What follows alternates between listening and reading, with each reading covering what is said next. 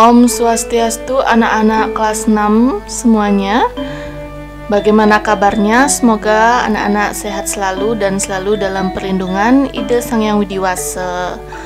Nah, pada hari ini kita bertemu kembali bersama Bu Puspa dalam channel Bali Puspa, yaitu mempelajari tentang pendidikan agama Hindu dan budi pekerti di kelas 6. Nah, bagaimana anak-anak sudah siap belajar di rumah? Dan jangan lupa subscribe channel ini serta berikan komentar yang positif, dan jangan lupa di like serta hidupkan tanda loncengnya supaya mendapatkan notifikasi video terbaru dari Bali Puspa. Baik, kita akan mulai belajarnya. Semoga anak-anak siap di rumah ya. Ya, hari ini kita akan belajar tentang Satripu. Nah, di mana Satripu ini berpengaruh sekali terhadap diri kita sendiri. Nah, apa sih Satripu itu? Nah, mari kita lihat. Satripu berasal dari kata Sat dan Ripu, yang Sat artinya 6 dan Ripu artinya musuh. Berarti ada 6 musuh. Nah, Satripu memiliki arti 6 musuh.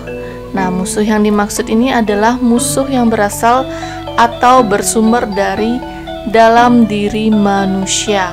Jadi, setiap manusia memiliki musuh tersendiri dalam dirinya sendiri.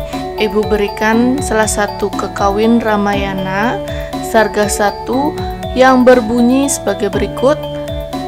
Ragadi musuh maparari hati, ya tongguanya tan madoh, ringawa ya ketenhane, risire prawire, wikian sireng. Nah, apa maksud dari sloka tersebut?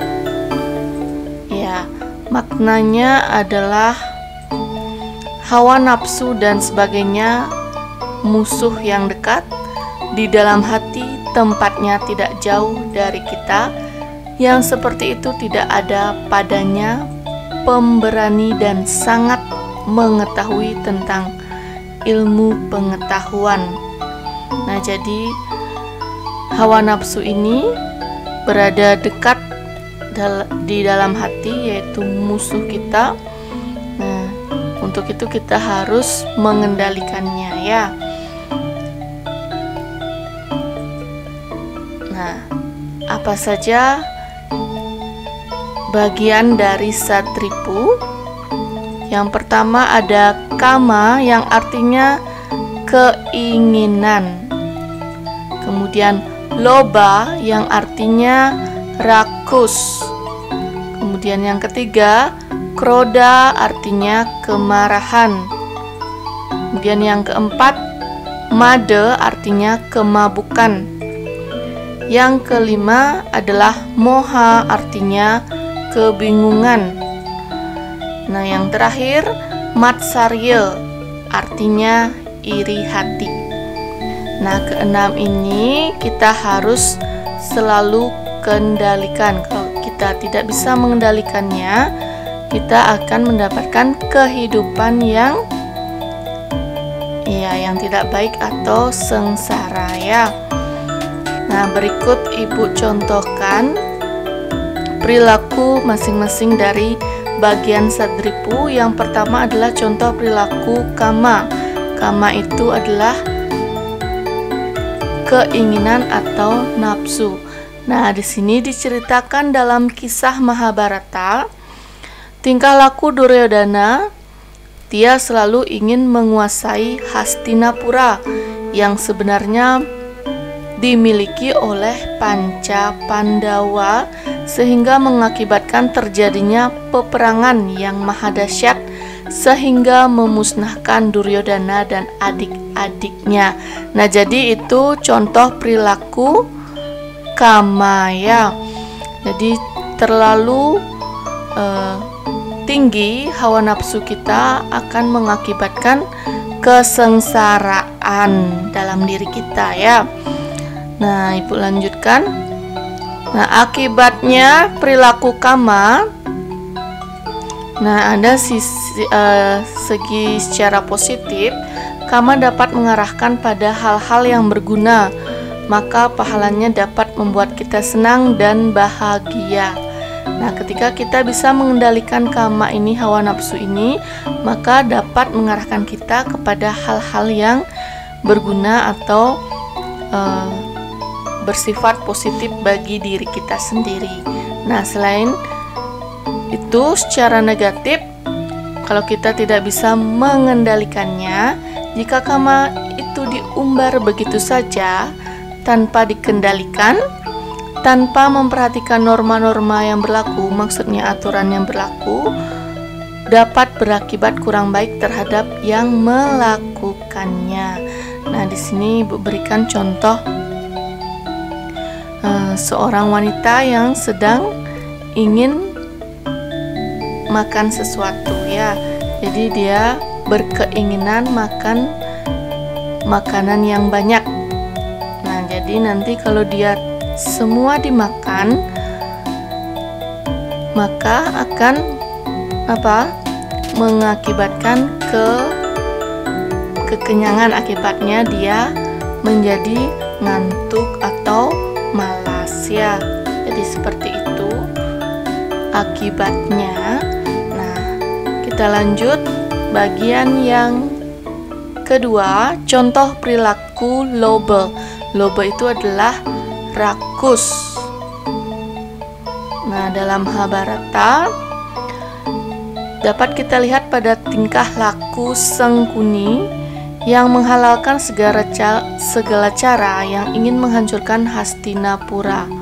Nah, jadi bagaimanapun caranya, si Sangkuni ini, baik itu caranya itu tidak baik, dia tetap melakukannya supaya dia tetap dapat menghancurkan Hastinapura. Jadi walaupun dia sudah punya kerajaan, dia tetap ingin menghancurkan kerajaan Hastinapura. Jadi loba dia ya. Kemudian akibat perilaku loba, nah, atau rakus. Nah, secara positif dapat membimbing kita menuju perbuatan yang berguna. Misalnya kita loba dengan melakukan olahraga secara rutin dan teratur, maka kita akan mendapatkan prestasi yang kita inginkan dan sangat berguna bagi kesehatan badan jasmani kita. Nah, tetapi kalau kita tidak melakukan atau secara tidak teratur, sangat membahayakan kesehatan. Nah, jadi itu contoh loba, itu rakus akan atau berkeinginan sukses misalnya. Nah, di contohnya terlalu rakus akan harta ya. Nah, semoga anak-anak di rumah bisa menyimak atau memilah mana yang baik atau mana yang buruk ya.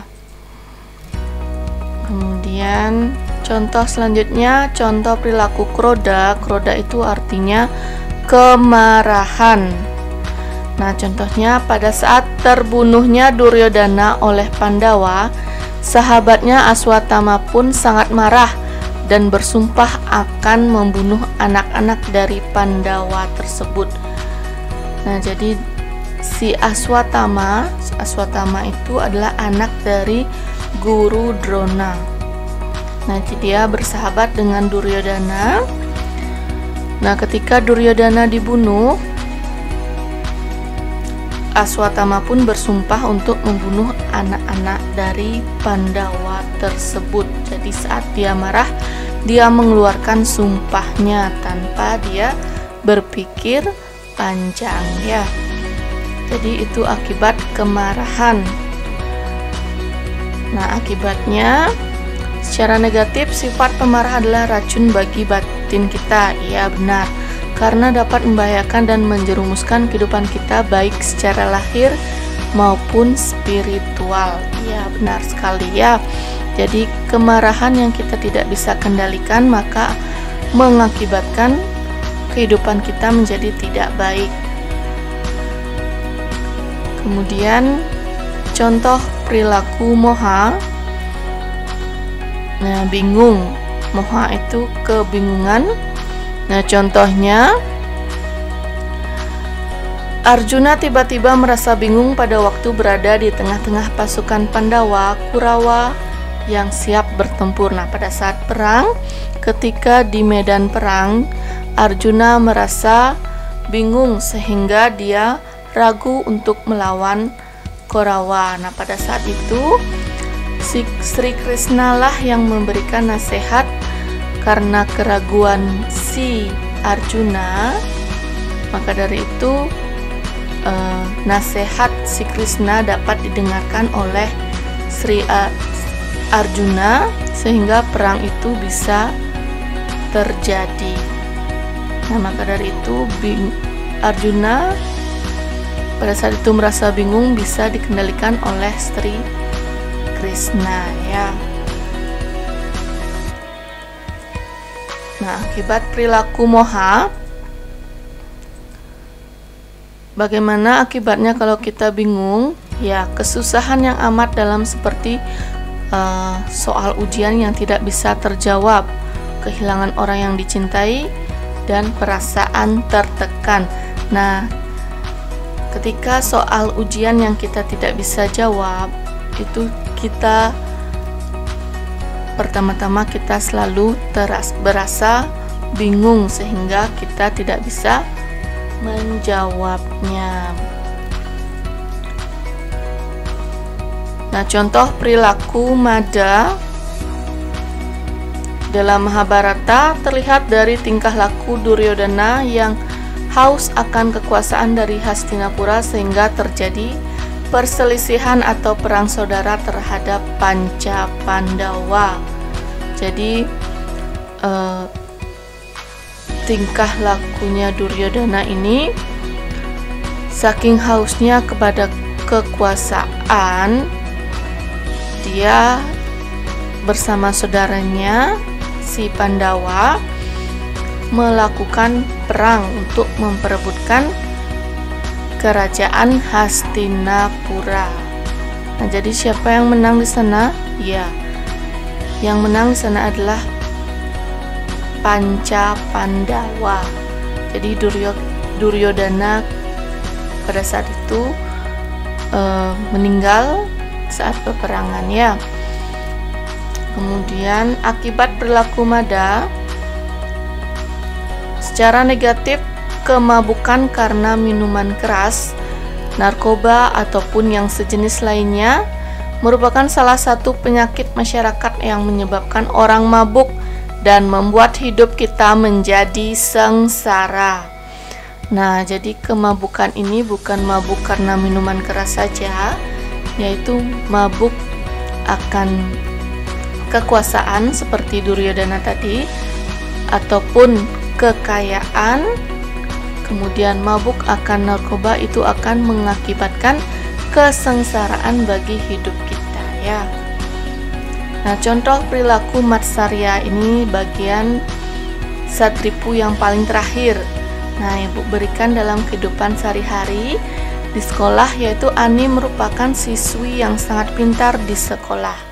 Dari kepintarannya, Ani banyak mempunyai teman, kecuali Andi, salah satu teman satu kelasnya, merasa sangat iri karena Andi tidak pintar seperti Ani. Nah, apa yang seharusnya dilakukan oleh Andi? Iya, jadi Andi seharusnya lebih giat belajar lagi supaya bisa pintar seperti Ani, ya, bukan dengan cara iri hati terhadap Ani. Jadi itu salah, ya. Nah, akibatnya secara negatif perasaan iri hati atau irinya dapat berakibat tidak baik pada orang lain maupun pada diri kita, sehingga dapat merugikan diri kita sendiri. Iya, benar sekali, ya. Jadi Matsarya ini dapat merugikan kita sendiri. Nah, sampai di sana contoh perilaku masing-masing bagian satripu bisa dipahami, ya.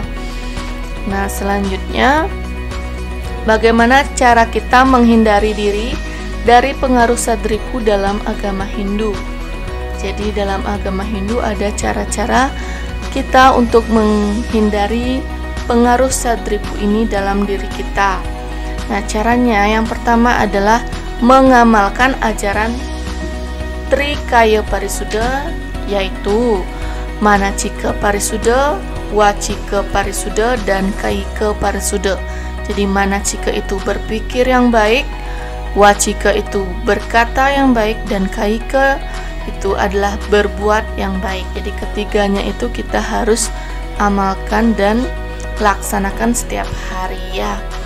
Kemudian mengamalkan ajaran Triparartha. Jadi ada asih, punya, dan bakti, saling menyayangi, saling memberi, dan berbakti ke hadapan Ida Sang Hyang Widiwasa. Kemudian mengamalkan ajaran Catur Guru. Jadi Catur Guru itu adalah Ida Sang Hyang Widiwasa, yaitu sebagai Sang Hyang Swadhyaya, kemudian atau Guru Swadhyaya, kemudian Guru Rupaka atau orang tua, kemudian ada guru pengajian yaitu guru di sekolah, kemudian yang terakhir adalah Guru Wisesa yaitu kepada pemerintah. Jadi berbuatlah baik kepada Catur Guru ini.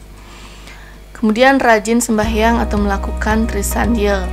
Ya, sudah tentu ya. Kemudian melaksanakan upacara potong gigi. Jadi upacara potong gigi ini juga merupakan simbolis untuk atau kepercayaan oleh umat Hindu untuk menghindari diri kita dari pengaruh Sadripu, sehingga dalam melaksanakan upacara potong gigi ini akan menimbulkan pengendalian diri kita akan pengaruh Sadripu. Jadi seperti itu ya.